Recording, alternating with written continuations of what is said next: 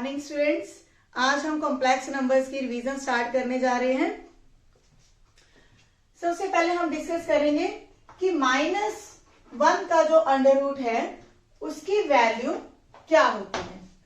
Simple है कि अगर हमने √4 फाइंड आउट करना है तो हमें पता है इसकी वैल्यू 2 होती है।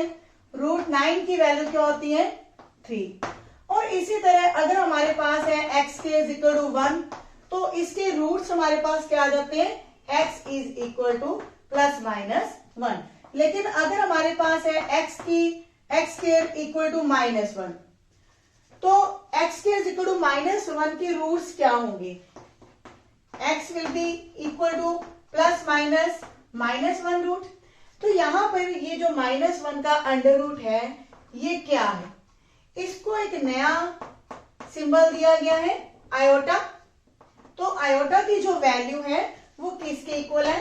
-1 अंडर रूट। तो इस आयोटा वैल्यू से हमारे जो है कॉम्प्लेक्स नंबर्स बने। अब कॉम्प्लेक्स नंबर्स क्या है? कॉम्प्लेक्स नंबर से भी पहले हम डिस्कस करते हैं कि अगर आयोटा की वैल्यू -1 अंडर रूट है तो आयोटा स्क्वायर की वैल्यू क्या होगी? अगर हम दोनों तरफ स्क्वायर ले लेते हैं तो यहाँ इसकी वैल्यू आ जाती है -1। तो इसी प्रकार आयोटा क्यूब की वैल्यू क्या होगी? आयोटा इंटू आयोटा स्क्वायर, और आयोटा स्क्वायर की वैल्यू है हमारे पास -1। तो आयोटा क्यूब की वैल्यू हमारे पास क्या जाती है? Minus iota. और अगर हमने आयोटा रेज़ की पावर 4 को सॉल्व करना है तो आयोटा स्क्वायर का हम स्क्वायर लेंगे तो इसकी वैल्यू आ जाती है 1। तो इस तरह से हम ये डिफाइन कर सकते हैं कि अगर आयोटा की पावर 4k है, यानी कि आयोटा में हमारे पास जो पावर है 4 का मल्टीपल है तो उसकी वैल्यू हमेशा क्या रहेगी? 1। और अगर हमारे पास आयोटा की पावर में कोई ऐसा नंबर है जिसको 4 से डिवाइड करने पर रिमाइंडर 1 आता है, यानी कि आयोटा की पावर क्या हो जाएगी हमारे पास? 1, then it will be equal to iota. और आयोटा की power 4k + 2 it will be equal to iota square value, क्योंकि हमारे पास जो 4k इंटू आयोटा स्क्वायर हम इस तरह से लिख सकते हैं।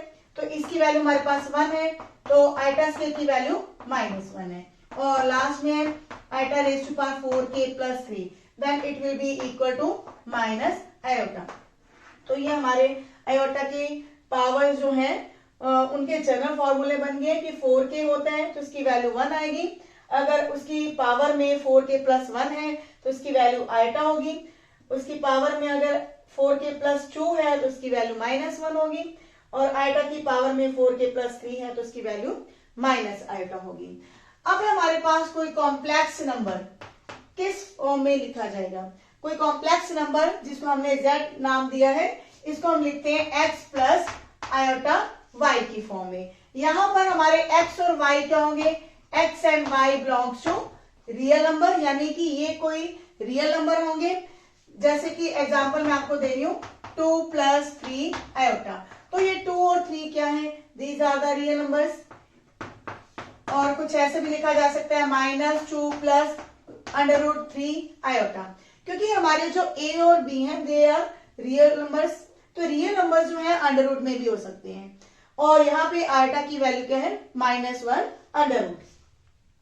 तो ये हमारे पास कुछ एग्जांपल थी कॉम्प्लेक्स नंबर्स की। अब इसमें जो x और y है ये क्या है? ये जो x है किसी कॉम्प्लेक्स नंबर z का क्या होगा? Real part of z, and y is called as imaginary part of z। तो इस तरह से हमने डिफाइन कर दिया कि इसमें से जो x होगा उसको हम बोलते हैं रियल पार्ट, और जो इसमें y है उसको हम क्या कहते हैं? Imaginary part of the complex number. अब किसी कॉम्प्लेक्स नंबर को हम अर्गन डायग्राम के ऊपर कैसे रिप्रेजेंट कर सकते हैं? मान लीजिए हमारे पास कोई कॉम्प्लेक्स नंबर है 2 + 3 आयोटा।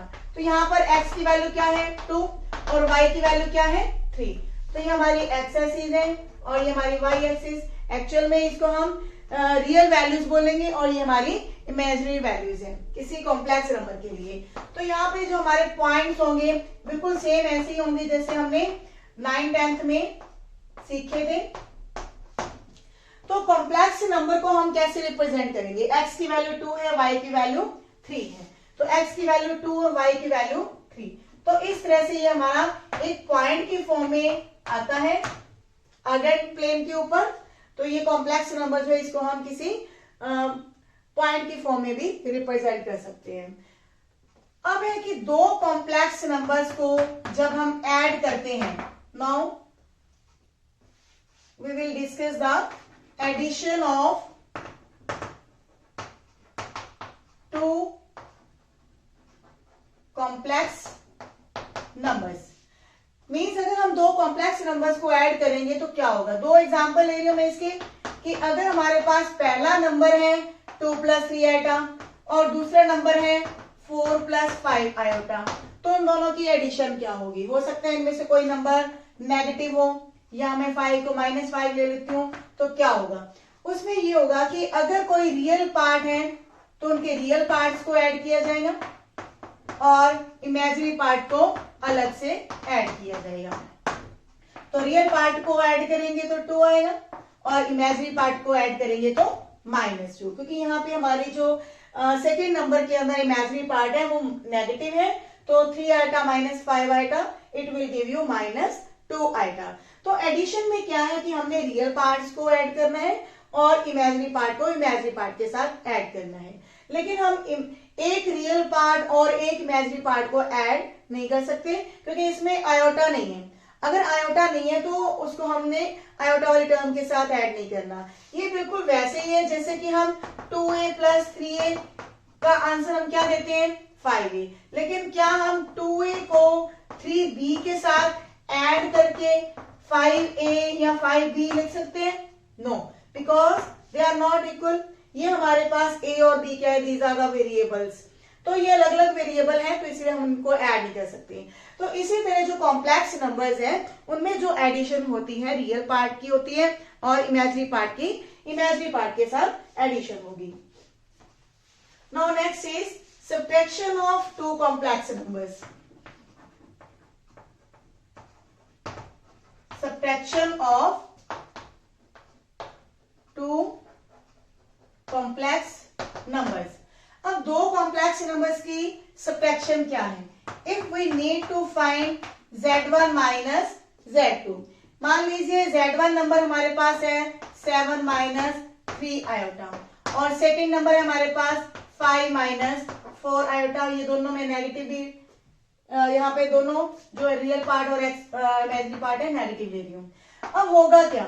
हमारे पास जो रियल पार्ट्स हैं उनको हम सब्ट्रैक्ट करेंगे, या फिर हम पहले ब्रैकेट ओपन कर सकते हैं, माइनस साइन जो है अंदर मल्टीप्लाई होगा, तो ये हमारी टर्म्स इस तरह से हो जाएंगी। अब हमने क्या करना है? वही सेम, रियल पार्ट को अलग से और इमेजिनरी पार्ट को अलग से ऐड या सब्ट्रैक्ट करते हैं। तो यहाँ पे हमारे पास 12 आएंगे, माइनस के 3 आइटा प्लस के 4 iota, it will give you 1 iota. तो इसी तरह जैसे हमने एडिशन की है उसी तरह हमारी सब्ट्रैक्शन है दो कॉम्प्लेक्स नंबर्स की। Now multiplication of two complex numbers. दो कॉम्प्लेक्स नंबर्स को जब हम मल्टीप्लाई करते हैं तो कैसे करेंगे? Multiplication of two complex numbers. z1 number है हमारे पास 3 + 4 आयोटा, z2 नंबर है हमारे पास 7 - 1 आइटम। अब दो कॉम्प्लेक्स नंबर्स की प्रोडक्ट क्या होगी? 3 + 4 आयोटा इंटू में 7 - 1 आयोटा। ये हमारी जो प्रोडक्ट है बिल्कुल वैसे ही है जैसे हमने 9th और 10th में दो फैक्टर्स को मल्टीप्लाई करना सीखा था। वहां हमारे पास क्या होता है कि अगर a + b into c + d है तो हम क्या करते हैं? पहले a को इस पूरे फैक्टर के साथ मल्टीप्लाई, देन प्लस में b है तो c + d के साथ मल्टीप्लाई, फिर इसके बाद हमारी जो अंदर मल्टीप्लाई करने पर आंसर आएंगे वो कुछ इस तरह से आ जाते हैं। तो यही जो हमारा मल्टीप्लाई करने का तरीका है वो कॉम्प्लेक्स नंबर्स के ऊपर है। तो कॉम्प्लेक्स नंबर्स में भी कुछ डिफरेंट नहीं है, हमारा मल्टीप्लाई करने का तरीका वही रहेगा। पहले हम 3 को मल्टीप्लाई करेंगे 7 - आयोटा के साथ, फिर 4 आयोटा को मल्टीप्लाई करेंगे 7 माइनस आयोटा के साथ। तो यहाँ हमारे पास क्या आ जाएंगे 21 minus 3 iota plus 28 iota minus 4 iota square. यहाँ पे 4 आयोटा को जब हम माइनस आयोटा के साथ मल्टीप्लाई करते हैं तो -4 आयोटा स्क्वायर हो जाते हैं, और आयोटा स्क्वायर की वैल्यू हमारे पास क्या होती है -1। तो ये वैल्यू हम यहाँ पे रिप्लेस करेंगे। तो 21 minus 3 iota plus 20 iota, now the term will become +4 because -4 हमारे पास ऑलरेडी है, तो ये वैल्यू -1 होगी। तो -1 into -4 it will give you 4। अब हमने रियल पार्ट्स को अलग से ऐड करना है, तो 25 आएगा। इमेजिनरी पार्ट को अलग से ऐड या सब्ट्रैक्ट करते हैं तो ये वैल्यू हमारे पास कुछ इस तरह से आ जाती है। लेकिन अगर हमने इसको रिप्रेजेंट करना हो कि if it is equal to a plus iota b, what are the values of a and b, तो हमारे पास a की वैल्यू क्या होगी 25, b की वैल्यू क्या होगी 70। तो ये हमारे पास क्या है multiplication of two complex numbers. Now we have division of two complex numbers.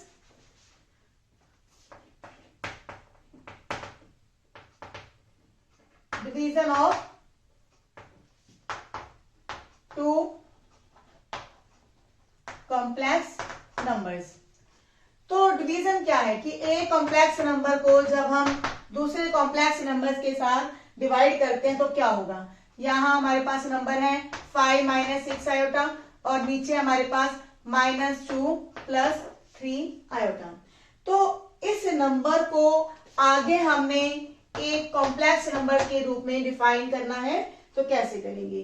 तो यहाँ पे हमारे पास क्या है डिनोमिनेटर में -2 प्लस 3 आयोटा, इसको हम रैशनलाइज करेंगे विद ऑपोजिट साइन। डिनोमिनेटर को रैशनलाइज करना है, ये हमारे पास रियल पार्ट है, ये हमारे पास इमेजिनरी पार्ट है। तो इमेजिनरी पार्ट का जो साइन है वो हम ऑपोजिट लेंगे। अगर हमारे पास प्लस है तो माइनस लेंगे और माइनस होगा तो प्लस लेंगे।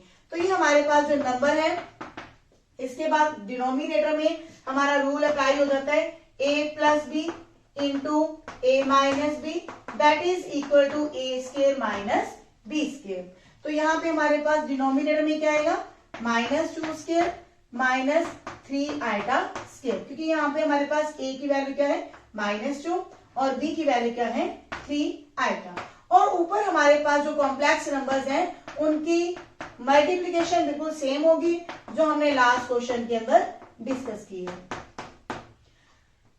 तो अब हमारे पास क्या आएगा ये -10 -15 आयोटा, -6 आयोटा को जब हम -2 से मल्टीप्लाई करेंगे तो यहाँ पे आएंगे +12 आयोटा, -6 आयोटा को -3 आयोटा के साथ मल्टीप्लाई करेंगे तो 18 आयोटा स्क्वायर।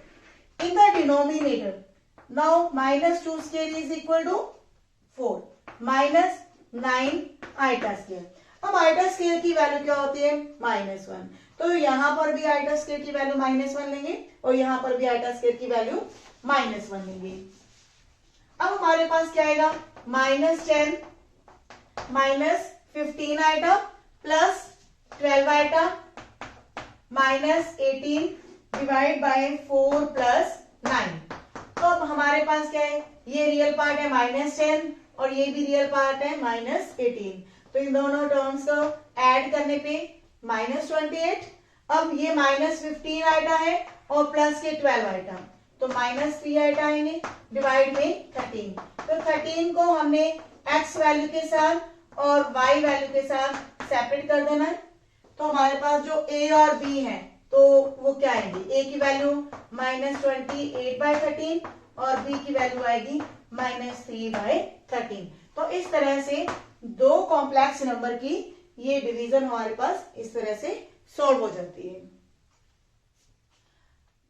इसके बाद है what is the additive inverse of a complex number and what is the multiplicative inverse of complex number. पहले हम कर रहे हैं एडिटिव इनवर्स। एडिटिव इनवर्स क्या है कि अगर हमारे पास एक कॉम्प्लेक्स नंबर दिया हुआ है तो दूसरा जो हमारा कॉम्प्लेक्स नंबर फाइंड आउट होगा वो इस तरह से होगा कि उन दोनों की जो एडिशन है दैट इज इक्वल टू 0, यानी कि जो Z2 हमने फाइंड आउट करना है उसकी वैल्यू क्या हो जाएगी, equal to minus of Z1। यानी कि एग्जांपल दे रही हूं मैं आपको कि अगर हमारे पास Z1 है 8 माइनस 5 आयोटा, तो Z2 जो हमारा कॉम्प्लेक्स नंबर होगा एडिटिव इनवर्स ऑफ Z1 वो क्या है, Z2 that is equal to minus of Z1। तो माइनस ऑफ Z1, तो Z1 हमारा ये कॉम्प्लेक्स नंबर है, जब इसको माइनस से मल्टीप्लाई करेंगे तो हमारे पास क्या होगा, साइन चेंज हो जाएगा। तो इस तरह हमारे पास ये एडिटिव इनवर्स फाइंड आउट हो जाता है। क्या होता है एडिटिव इनवर्स, वो कॉम्प्लेक्स नंबर जिसको किसी कॉम्प्लेक्स नंबर के साथ ऐड करने पर वैल्यू क्या हो जाती है, 0, या फिर इसको लिख सकते हैं 0 प्लस 0 आयोटा। तो कोई कॉम्प्लेक्स नंबर 0 कब बनता है, जब उसको हम माइनस साइन से मल्टीप्लाई करते हैं। Next is multiplicative inverse of complex number. Multiplicative inverse of a complex number, किसी कॉम्प्लेक्स नंबर का मल्टीप्लिकेटिव इनवर्स क्या होगा, वो कॉम्प्लेक्स नंबर जिसको किसी कॉम्प्लेक्स नंबर के साथ मल्टीप्लाई करने पर हमारे पास वैल्यू क्या आ जाती है, इक्वल टू 1। तो यानी कि अगर हमने Z2 फाइंड आउट करना है और Z1 हमारे पास गिवन है, तो Z2 की वैल्यू क्या आ जाएगी, 1 बाय Z1, यानी कि उसको हमने 1 के साथ डिवाइड कर देना है। For example if we have Z1 equal to -3 plus 4 iota, तो Z2 क्या हो जाएगा, 1 बाय Z1। तो 1 के नीचे हमारे पास क्या आया है, -3 प्लस 4 आइटा। आगे हम इसको कैसे सॉल्व करेंगे, बाय रैशनलाइज। तो रैशनलाइज करेंगे हम विद ऑपोजिट साइन, क्योंकि आइटा वाली टर्म यहाँ पे प्लस की है तो हमने आइटा वाली टर्म का साइन चेंज कर दिया। Now we have the formula a square minus b square, और न्यूमिनेटर में हमारे पास सिंगल है ये नंबर -3 माइनस 4 आइटा। तो -3 माइनस 4 आइटा के डिनोमिनेटर में हमारे पास क्या आएगा, ये वैल्यू सॉल्व होकर 9 आएगी, -16 आइटा स्क्वायर। लेकिन आइटा स्क्वायर की वैल्यू -1 होती है, तो 9 plus 16 it will give you equal to 25। तो finally we have the complex number -3.25 -4.25 iota. तो इस तरह से किसी कॉम्प्लेक्स नंबर का मल्टीप्लिकेटिव इनवर्स फाइंड आउट किया जा सकता है। Next topic is what is a conjugate of a complex number.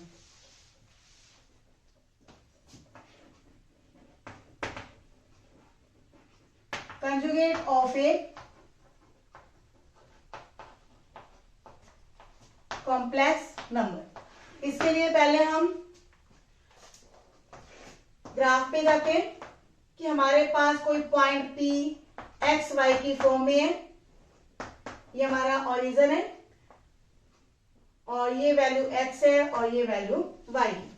अगर इस पॉइंट की हम रिफ्लेक्शन लेते हैं इन फोर्थ क्वाड्रेंट, तो वो पॉइंट की रिफ्लेक्शन क्या होगी, क्या चेंज होगा, हमारे पास ये जो y वैल्यू है ये y वैल्यू क्या हो जाएगी, नेगेटिव हो जाएगी, -y। तो ये जो पॉइंट है ये शिफ्ट हो जाएगा x माइनस y। ये पॉइंट क्या बन गया, क्यों, तो इस जो पॉइंट P पॉइंट की जो रिफ्लेक्शन बन चुकी है हमारे पास Q पॉइंट, अब ये Q पॉइंट जो है किस तरह से रिप्रेजेंट होगा, if we have the Z1 is equal to x plus iota y, तो वो Z2 नंबर क्या बन जाएगा, x माइनस आयोटा y। तो ये हमारे पास जो कंजुगेट है ये क्या है, एक्चुअल में रिफ्लेक्शन है किसी पॉइंट की। तो ये रिफ्लेक्शन क्या करती है, अगर हमारे पास ये Z1 है x प्लस आयोटा y, तो इसके ऊपर अगर हम बार लगा देते हैं तो बार रिप्रेजेंट करता है कंजुगेट ऑफ दैट नंबर, और कंजुगेट क्या कर देते हैं, उसके इमेजिनरी पार्ट के साइन को चेंज कर देता है। मीन अगर हमने इसकी रिफ्लेक्शन देखनी हो, क्यू पॉइंट की रिफ्लेक्शन क्या होगी, पी पॉइंट। तो इस तरह से हम ये भी कह सकते हैं कि Z1 के कंजुगेट का कंजुगेट क्या होगा, it will be equal to x plus iota y, और it can be equal to Z1। Means अगर हमने किसी कॉम्प्लेक्स नंबर का कंजुगेट फाइंड आउट करना है तो उसके इमेजिनरी पार्ट के साइन को चेंज किया जाता है, और कंजुगेट का जो कंजुगेट है it will be equal to that complex number only. Means conjugate का अगर हम कंजुगेट लेते हैं तो हमारे पास वो नंबर फिर से वही फाइंड आउट हो जाता है। तो ये हुआ conjugate of a complex number. तो इसकी एग्जांपल भी ले लेते हैं कि अगर हमारे पास कोई नंबर है -3 + 4 आयोटा, तो इसका कंजुगेट क्या होगा। अभी हमने रीड किया कि जो कॉम्प्लेक्स नंबर का कंजुगेट होता है वो किसके इक्वल होते हैं, उसके रियल पार्ट के साइन को चेंज करने पर।